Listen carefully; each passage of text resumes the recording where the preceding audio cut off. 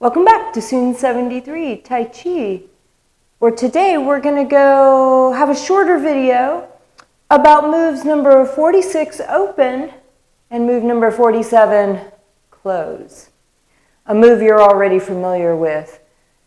Ideally, breathing in, the hands expanding, and breathing out, the hands coming together. That's 46 and 47. But our feet are in a slightly different position, so we'll give that a little detail today. I know you've already done your warm-ups. You have come so far. You have learned how to stand at ease, how to just relax, and be with all the joints open, and awareness of breathing in and breathing out, ideally through the nose, with no strain. Once we've set up our warm-ups and set up ourselves for success, we begin by shifting orientation from 12 o'clocker center to a little off center, and then centering weight again, hands drifting up. In perfect symmetry, descending to lower dantian. You know how it goes now. As we step out in our first step for what's labeled leisurely Tai Coat, but is really like half of leisurely Tai Coat. A little uprooting push with karate hand, a 3 o'clock left foot. Gets us set up towards center again. Once more, a full breath, expanding from the belly, the lower ribs, the upper ribs, and then a relaxed breath out. And then single whip left, a little floaty step, an uprooting push. Opening from the waist, and then returning to center from the waist, bubbling well of right foot touching or ball of foot. Both palms facing 12 o'clock, and as left heel descends, the hands push forward. And return, palm facing palm, for another conscious breath in, open, expanding hands, breath, body and lungs, out, breath, bringing hands, body and lungs back in. Brush knee left towards 9 o'clock.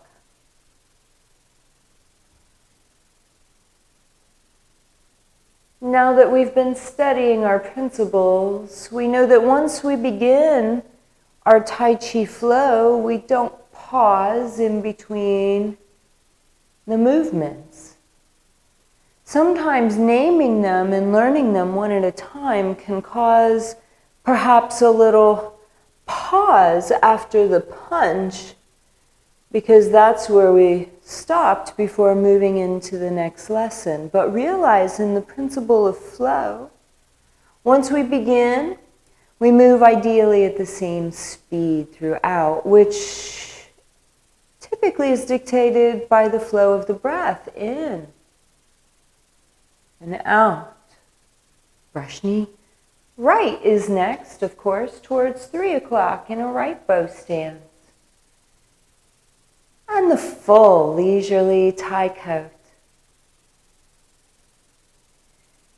Following the principle of flow, the principle of Soon, feeling into every joint opening by softening the muscles, keeping the joints open, muscles relaxed, coming back to center once more towards our 12 o'clock for a conscious breath in and out in our open and close hands. Single whip back to the left foot. First planning, getting safe, then taking our weight into the uprooting push. Turning the waist open to right hand and brings it in along with the right toes, shifting the weight off the left foot to turn that foot for right fist under left elbow with follow step that leads us into repulse monkey to the left. Ideally, hips and shoulders squared up to 6 o'clock. In repulse monkey to the right, ideally the hips, shoulders, and whole body are squared up towards 12 o'clock. Then, following our brush knee left, the whole body squares up towards 9 o'clock for the full leisurely taiko to the left, which we had some review of in the last lesson. The principle of alignment dictates that our head stays over our heart, stays over our belly. We don't lean forward or back or side to side. And we don't overturn, coming back to center, breath in, open. Breathing out, we close. And now, of course, is our single whip right. Stepping out with the right foot for the uprooting push. Not pausing in our flow as we move right into wave hands like clouds.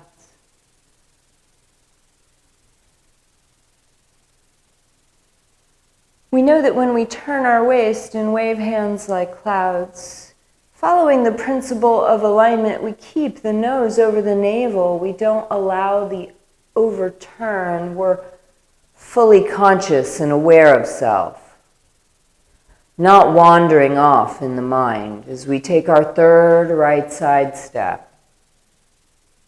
For our third, wave hands like clouds before higher horse towards 130 or 2. Right foot and right hand coming back together.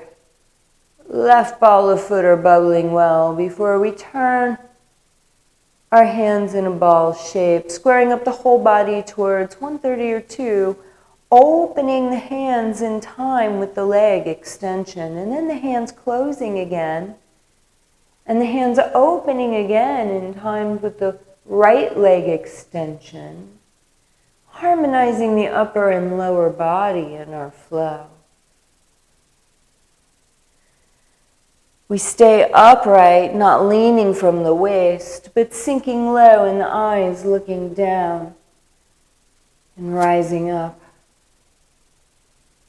Back fisting out towards 9 o'clock, turning the fist from dantian for a punch over the right arm as we step.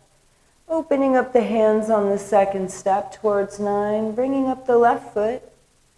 We place it softly and slap the right leg, putting the foot down behind us.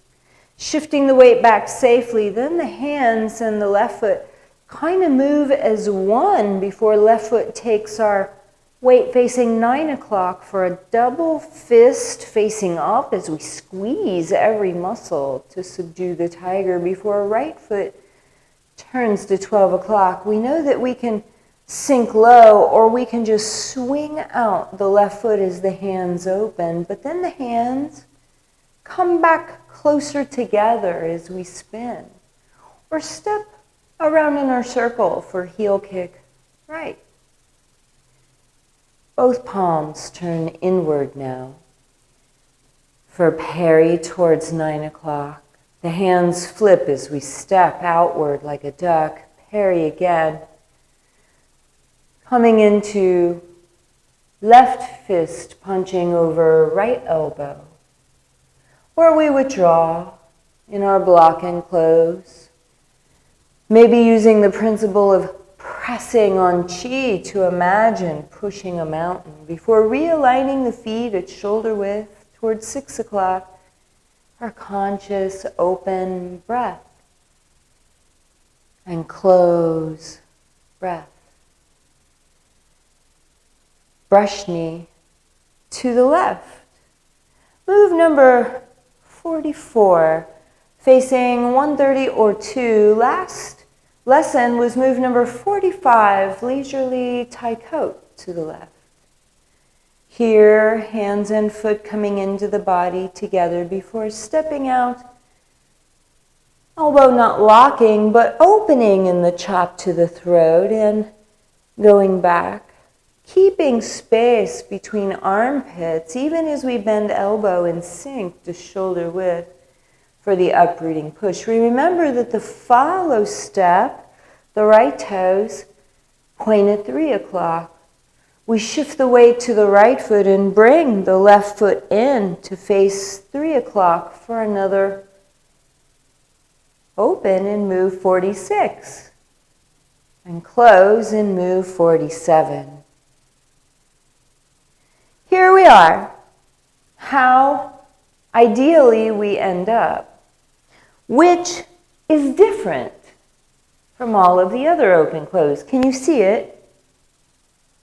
Can you see the difference? In all of the other open and close, our feet are shoulder width and the toes are on the same line. In this and only this open and close instance, the feet are not even. The right foot is ever so slightly closer to 3 o'clock than the left. It's difficult to see. I often have to exaggerate it in live class, and you might not be able to see it at all on video. Just barely. We don't want it really far in front. We want it just barely in front. Why? Maybe you can tell me. Ponder that. Why would we put the right foot slightly in front of the left in this and only this instance of open and close? I encourage you to ponder it and type your answers. Let me know. Maybe we'll discuss it. But that is how it's done. And I've seen other people's training videos, and I've noticed that some of them never say that, and some of them don't do it. But that's how I was trained by a master trainer, and that is how I see some people's videos online, even though they might not say it in their training videos. Like, for instance, Dr. Paul Lamb.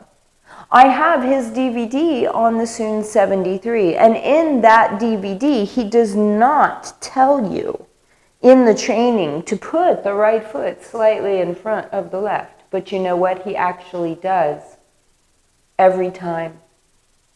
When you can see what he's doing and you know that that could be a possibility, you see that every time he puts that right foot slightly closer to 3 o'clock.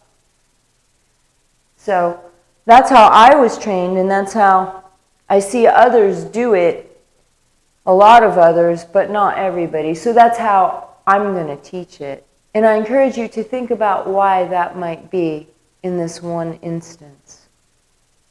So let's get there in our details.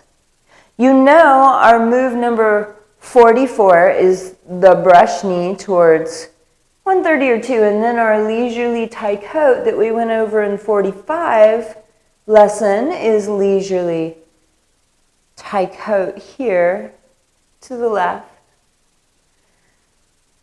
So it might feel a little off as we come into 46, because it is. It's a little bit different. So be aware here. When we bring the follow foot up, the left foot is angled. It's pointing towards 130 or 2. But now the right foot's going to take us to 3 o'clock. But when we place it, we want to be aware that when we shift the weight to the right foot and then bring in the left toes, the right foot should end up just a little in front of the left.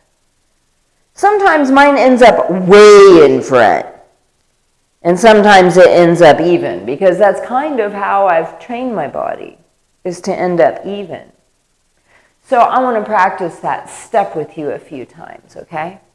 So we know that after our leisurely Tai Coat and the uprooting push here, our follow step, and it's fine to look, should come up, right toes will be facing 3, and as we shift the weight to the right foot, then the left toes come in, and we try to make it so that they're shoulder width, but now right one just a little in front.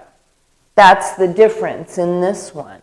So here, let's bring it in flow, that little practice. So here, We have so many open and closed together here. We have this one where we discussed resonant breathing in the 6-second breath, the equal breath in and out being optimum human performance. And then we step here into move number 44, which is the brush knee left on a diagonal line. Move number 45, leisurely Tai Coat on a diagonal line, of course. And feeling so relaxed in it now that we've practiced it so much, we notice the joints gently opening.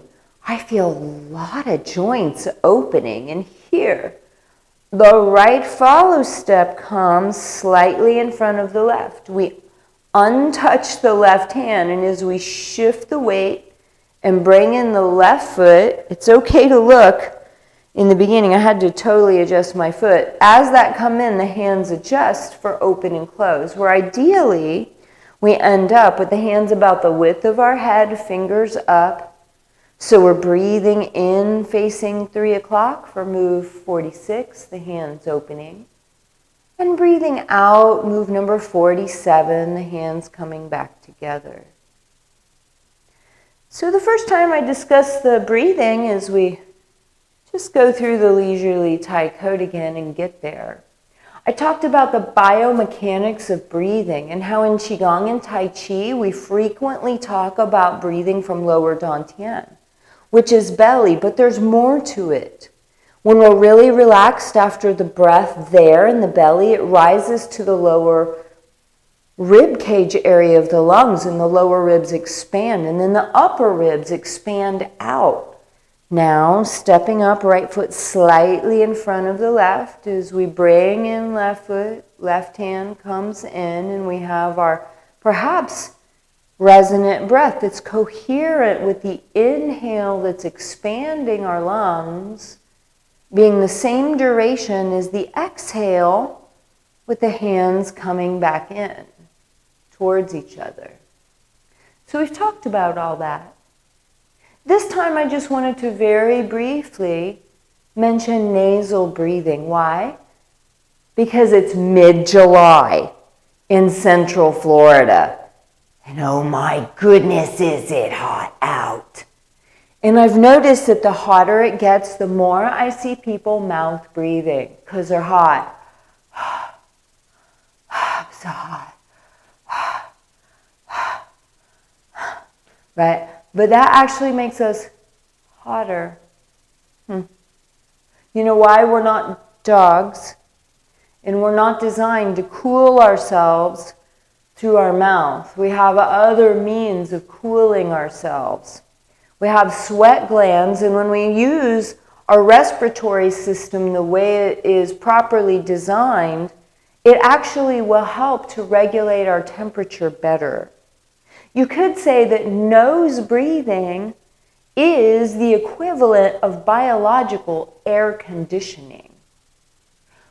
You see, when we breathe in through the nose, the air passes through the little cilia in the nose, the little hairs, and that will, if it's hot, make it a little cooler. And if it's cold, that air will make the air a little bit warmer, more like body temperature, just going through the nose hairs. When we breathe in through the nose, not is it a straight line into the lungs.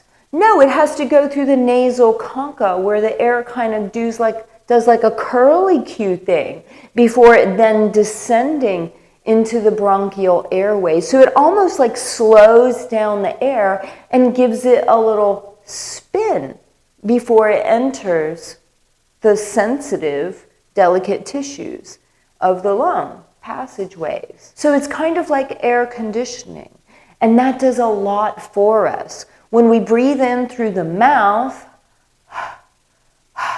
whether it's because we're hot or because we're snoring,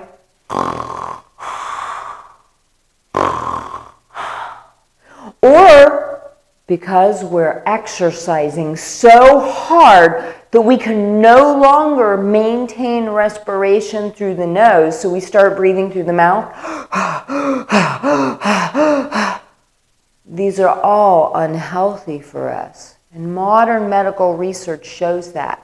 Breathing through the nose is a healthier way to breathe.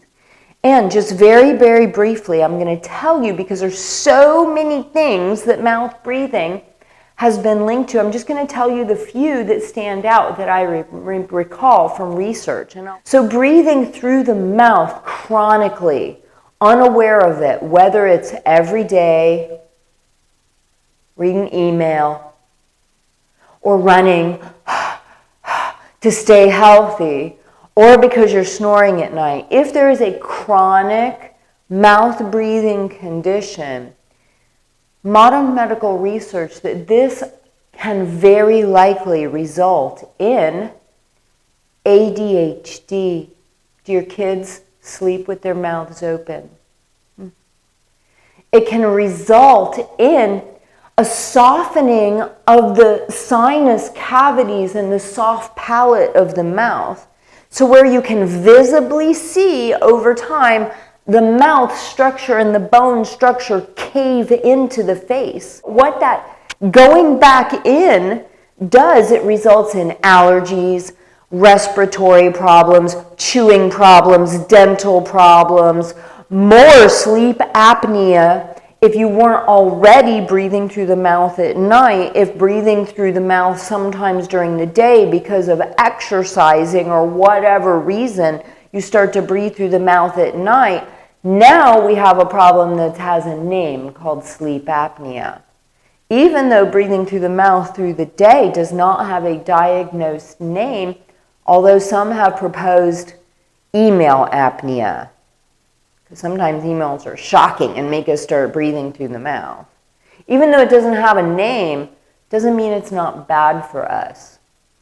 So ideally throughout our entire form, and maybe you've heard other teachers say this, and I emphasize it too, we keep the teeth together so that the tip of the tongue is on the roof of the mouth, behind the two front teeth, and the rest of the tongue is in a bowl. That itself helps the lower dantian to expand. And I talked about that in the open and closed video on the biomechanics of breathing. But it also ensures that if our mouth is shut and the tip of the tongue is on the roof of the mouth, the chances of us breathing through the mouth are way diminished. We're more likely to breathe through the nose, which is the healthiest way to breathe. Nose breathing is air conditioning in lots of different ways it affects us when we breathe through the mouth. Lots of ways that are not healthy.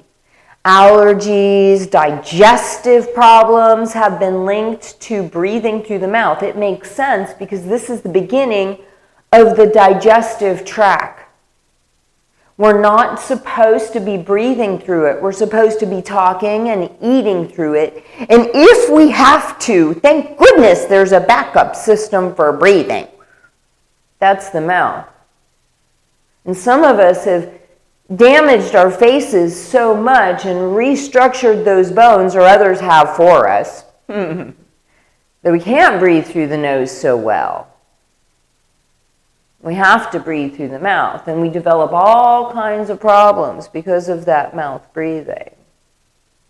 So let's think about that as we practice that a little bit different step into open and close a couple of times. In fact, let's think about that here as we go through the flow of it facing 6 o'clock.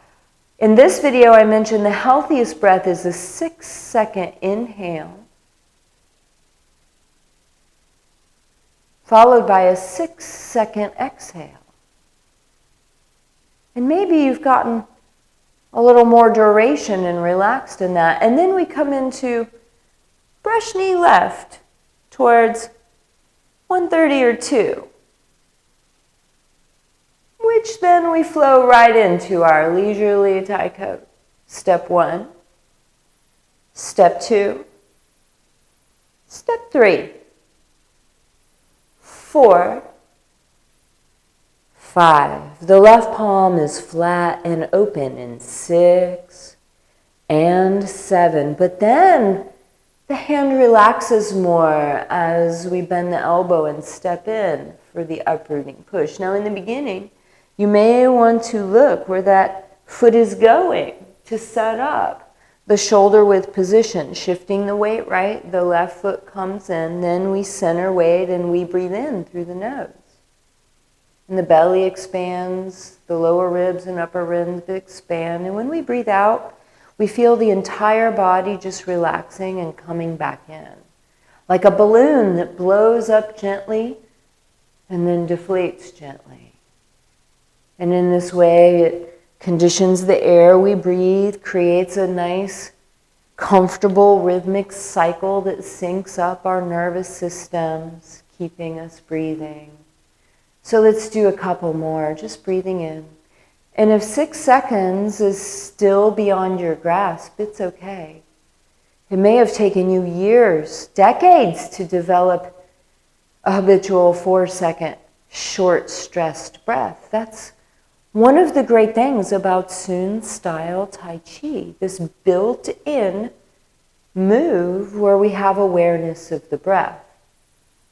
I have studied lots of other styles of Tai Chi, and none of them have the little kind of pause and where we're consciously just breathing. Only Sun style has it, and it's one of the reasons I love Sun style, and I'm sticking with it. So here, as we come into 46, the right toes are a little closer to 3 o'clock. We shift the weight to the right foot and bring in the left foot. And as we center weight, of course, we want to stand up and allow a full nasal breath in to expand us from belly upward. And the nasal breath out to just relax us and let us fall back into ourselves at ease and centered. Let's do 2 more together, just 2 more. I'm really enjoying just taking these relaxed breaths with you. Let's do that again.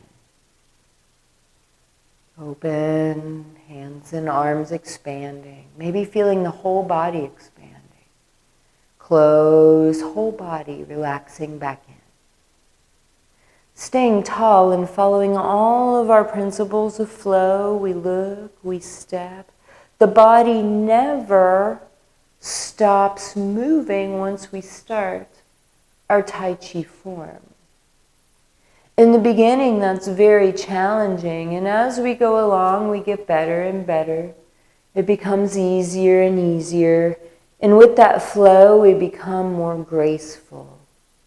And people start to look at us, and maybe the perceptive ones will notice the right foot coming slightly in front of the left, shifting the weight so the left toes can turn in safely, centering weight for another mindful breath through the nose if that's possible for us, and as gently and without pause as we can. In the principle of flow, not only is the body continuing to breathe without stop, but ideally in life the breath doesn't stop. There are practices that have a stop in between, but the healthiest normal breath is just in and out, in and out, in and out. Just like our Tai Chi flow.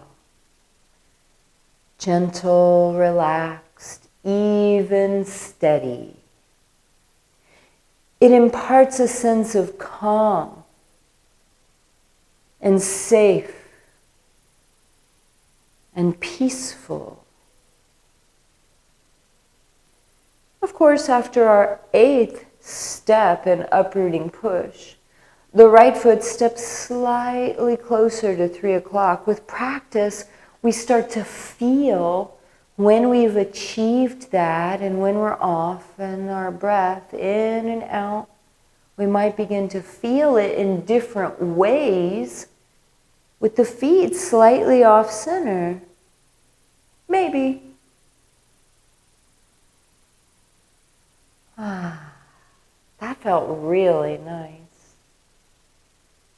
For me, every time I come back to the breath and the conscious awareness of breathing, I always feel better. Sometimes the moving doesn't quite do it. That's why I'm so grateful for Soon Style and the long form. Especially where in the beginning I might be having more of a chest-centered breath, less of a belly breath. I might have a shorter breath or a less coherent breath in the beginning. But by the time I get to the end of the 73, by the time I come back to just standing still, oh man, my breath is even and calm. And I feel even and calm no matter what emotion I may have had prior to that. I hope you're enjoying it as much as I am. Looking forward to our next lesson. Move number 48, I guess. Yes. Moving right along.